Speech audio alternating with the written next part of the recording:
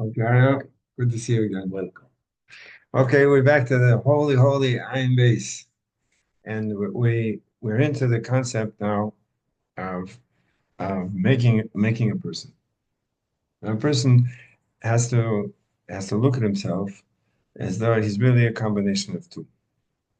He's a combination of two. He has a soul which has desires to connect himself back to its source. And he has a physical body with an animal soul, which is interested in the physicality and the physical and what it perceives as being interested in being enjoyable and what's interesting. And that and his and the creator put, so to speak, the highest together with the lowest. Why does it have to be the highest with the lowest? Because every person has to look at himself and understand that he is a microcosm of the whole macrocosm. In other words, sometimes people think though that things have to be fixed on the outside, then everything will be okay. But the truth is that every person has in himself the whole world, and a person by himself, by fixing his own world, actually affects the outside world. Right? As we know for the Baal Shem Tov, right? A person has to look at the world as though it's a mirror. They say when I want somebody to straighten his tie, so you stand in front of him, you go like this. So until he gets the idea that he has to straighten his tie, right? So when a person sees somebody going like this, so he has to realize that person is really telling him he has to fix his tie. So too is a perception of the problems in the world. Problems on the outside have a reflection on their inner parts. And the problem is over here that we have in ourselves different levels of consciousness. We have the consciousness we're conscious, which has to do with the physicality, and we have things which we are aware of, and then we have things which we're ourselves not aware.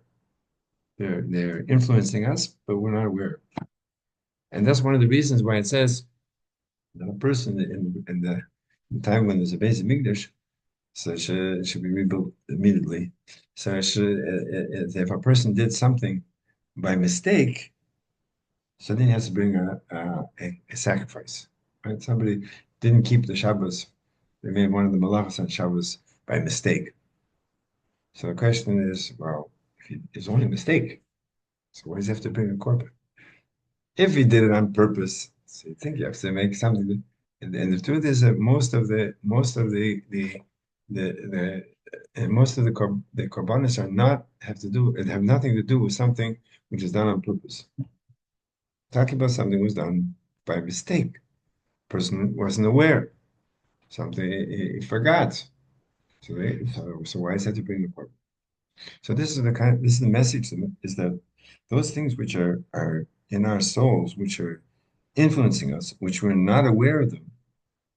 So we have to work even harder to be able to fix them up. Okay. And this we find that, yeah, I think it was Rabbi Yochanan ben Zakkai, before he passed away. So he said, I don't know which way that they're going to take me. So the question is, what do you mean? He didn't know which way to take it. He was busy studying Torah his whole life and doing mitzvahs. What's the question? He doesn't know which way. So the thing is, I think, and the Rebbe once explained that he was so busy he had no time to take a calculation what's doing with his own soul. He was busy with the public and busy with things. So therefore, he didn't know whether or not in his own soul he has perfected and the part of him which is hidden, whether or not it's fixed up already. And I don't know if it's him or was somebody else, but so it was asked, no, you want to give me a proof that you did something difficult. So he said that once his money got mixed up with the money for the poor people of Purim, and he gave it all to the poor people. So the answer was that, oh, that's a sign that you're that you got a place in the next world. So questions asked because of this story, a little bit of stucco to give to people. That's the reason why he's going to get the next world. And the fact he said he studied Torah and spent Torah and with self-sacrifice, that's nothing. So the answer is that person could be very studious because that's his nature, right? People are studious, and there's certain power in their makeup that they enjoy concentrating. Today we have the problem that they have children that they can't concentrate. So they're opposite. They have the opposite nature that they flip from thing to thing. But there's some people that if that is what they enjoy.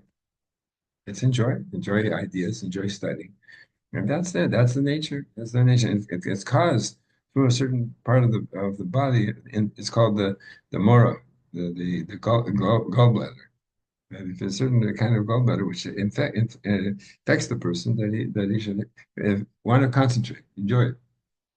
So it could be that he had this great love of studying the Torah, and therefore the pleasure of giving himself over for this love, but it's coming because of his physicality. Maybe who says it was being done just for the purpose of serving the Creator? So the answer is that when a person does something which is opposite his nature, so then it's a sign that he is serving the Creator even with his nature. In other words, the concept of studying is to concentrate. Giving away money to the poor people because maybe it's not doesn't belong to me is the opposite approach to life. Instead of being careful that should all be mine, give it away. So therefore, this is the opposite. Since he served Hashem with an opposite characteristic, so that's a sign that even when he's serving with the characteristics which he was given, it's also for the purpose of heaven. Okay, so so we're getting into this concept of making a person, and to be able to make a person, so to speak, make a person is born a person, but that his soul should shine through in such a way that it should be felt that he is connected with his soul. So then we have the service of prayer, right? So prayer is not just to say the words and make a check mark that said I did what I was supposed to do. No, prayer is the concept of connecting the lowest with the highest. That's why prayer is called a a ladder. The person has to go from level to level to level to level to level. As he goes from level to level, as he becomes more aware of the spirituality and becomes more connected with spirituality, and in such a way that his animal soul is interested in connecting himself with the Creator. So that is how that he can cause that he becomes a vessel that his soul should be able to shine through. And this is a concept which is mentioned earlier in Ein Beis, that whatever has to be revealed has to be revealed with a vessel. Now, there are things which can't be revealed, and there are things which can be revealed, but they need a vessel. An example is that a person sees with his eye. Why does he see with his eye, not with his ears? Because the eye is a physical vessel that to be able to receive to reveal the power of seeing, and the ear is a vessel to reveal the power of hearing. So too, an example of the person through his service of praying properly makes himself a vessel that his soul can be able to shine through. And we'll see that afterwards, and it actually a second level, but the first level is that the soul should be able to shine through, and we see that by holy people, by tzaddikim, that the animals were naturally afraid of them. As you know, by Daniel, he's put in the lion's den. The lions didn't touch him, even though they were hungry. Why?